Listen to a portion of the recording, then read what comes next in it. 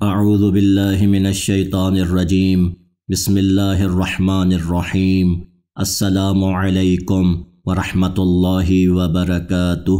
اے رب ذوالجلال، امور خیر کو انجام دینے میں ہماری نصرت فرما،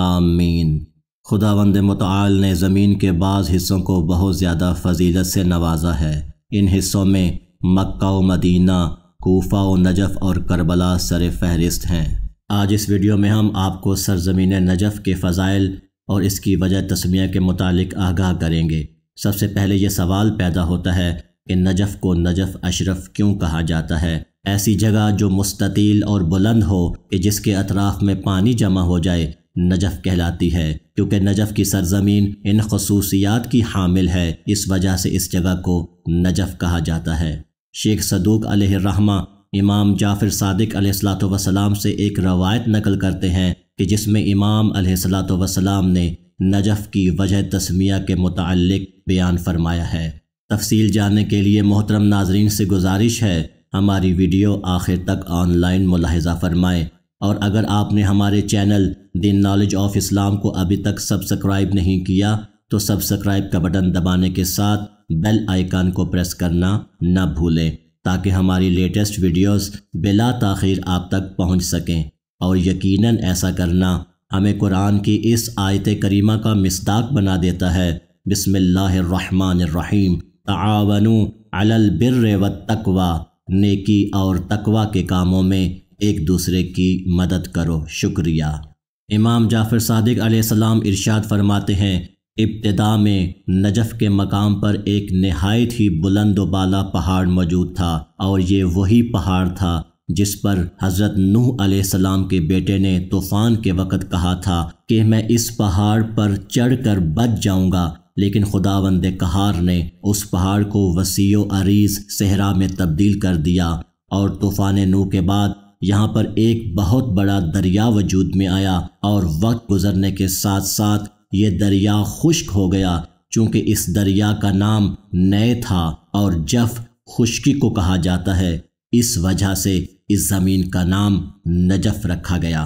نجف اشرف کے اشرف ہونے کی وجوہات میں سے ایک یہ بھی ہے کہ اس سرزمین پر کچھ مدت خلیل اللہ حضرت ابراہیم علیہ السلام نے قیام کیا تھا، اور اس زمین کو اس کے مالکان سے خریدا تھا، کیونکہ وہ چاہتے تھے کہ اس سرزمین میں دفن ہونے والے مومنین اس زمین سے معشور کیے جائیں جو ان کی ملکیت ہو۔ امام علی علیہ السلام نے بھی ہیرا سے کوفہ تک کی زمین کو اس کے مالکان سے خریدا، اور اس خریداری پر گواہ بھی بنائے۔ بعض افراد نے امیر المومنین علیہ السلام کو مشورہ دیا کہ یہ زمین زراعت وغیرہ کے قابل نہیں، تو آپ نے فرمایا، میں نے رسول خدا صلی اللہ علیہ وآلہ وسلم سے سنا ہے کہ آپ نے فرمایا، کوفان یعنی شہر کوفہ کے اطراف اور نجف کی سرزمین سے خدا 70,000 ایسے افراد کو محشور کرے گا جو بغیر حساب کتاب کے جنت میں داخل کیے جائیں گے،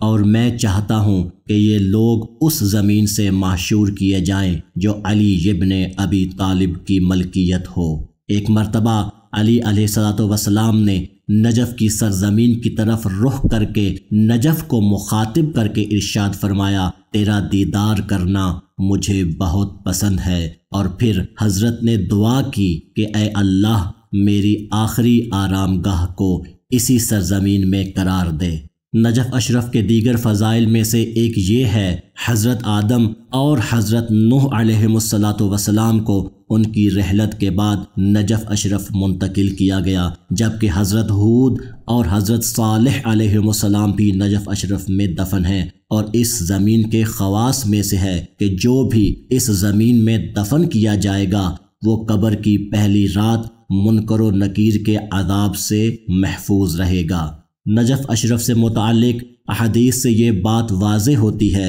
کہ نجف کی زمین بہت بلند مقام اور مرتبے کی حامل ہے، کیونکہ زمین پر یہی سب سے پہلا مقام تھا کہ جہاں خدا کی بندگی اور پرستش کی گئی، اور اسی وادی میں اللہ نے ملائکہ کو حکم دیا تھا کہ وہ سب آدم علیہ السلام کو سجدہ کرے۔ احادیث میں یہ بھی وارد ہوا ہے کہ مشرق اور مغرب میں جب بھی کوئی مومن وفات پاتا ہے تو اس کی روح نجف اشرف میں موجود وادی سلام منتقل کر دی جاتی ہے۔ نیز روایات میں آیا ہے کہ نجف اشرف ہی وہ مقام تھا جہاں جناب موسیٰ علیہ السلام خدا سے ہم کلام ہوا کرتے تھے، اور اسی مقام پر اللہ نے جناب ابراہیم کو اپنا خلیل بنایا اور جناب عیسیٰ کو مقام قداست عطا کیا، جبکہ ہمارے نبی حضرت محمد مصطفیٰ صلی اللہ علیہ وآلہ وسلم کو بھی اسی مقام پر اپنا حبیب مقرر کیا،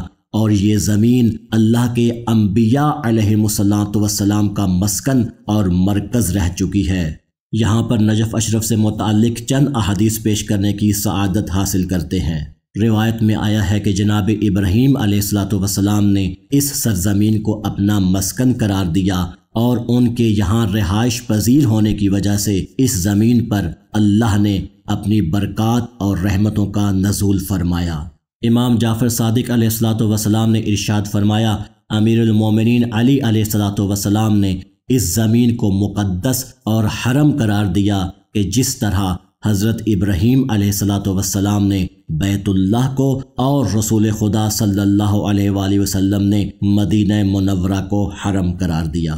امام جعفر صادق علیہ السلام سے نقل کیا گیا کہ آپ نے فرمایا، میں تم کو نجف اشرف کے متعلق سفارش کرتا ہوں، کیونکہ اس مقدس زمین میں ایک ایسی قبر موجود ہے جہاں جو مریض بھی جائے گا خداوند متعال اس کو شفا عطا کرے گا۔ نیز ارشاد فرمایا، نجف اشرف میں وادی سلام کا کچھ حصہ جنت کے باغات میں سے ایک باغ ہے۔ امیر المومنین علی ابن ابی طالب علیہ السلام نے ارشاد فرمایا، اگر تمہاری نگاہوں سے پردے ہٹا دیے جائیں تو تم دیکھو مومنین کی ارواح اس صحرائے نجف میں گروہ گروہ کی شکل میں موجود ہیں کہ جو ایک دوسرے سے ملاقات اور گفتگو کرتی ہیں۔ ہر مومن کی روح اس مقام وادی سلام پر اور ہر کافر کی روح وادی برہوت تک پہنچا دی جاتی ہے۔ احادیث میں وارد ہوا ہے کہ جب حضرت امام مہدی علیہ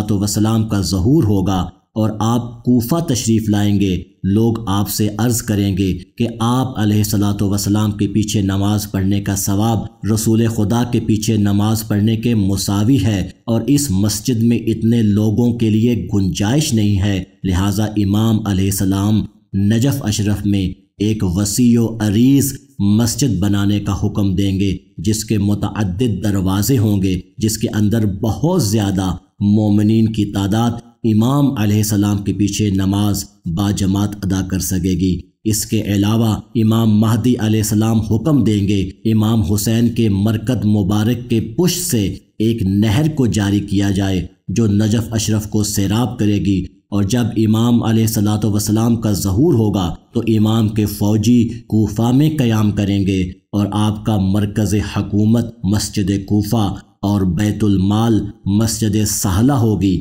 جبکہ آپ علیہ السلام کا خانوادہ محترم نجف اشرف میں قیام پذیر ہوگا۔ آخر میں خداوند متعال سے دعا گو ہے محمد وآل محمد کی سیرت طیبہ پر عمل کرنے کی توفیق عطا فرمائے، آمین۔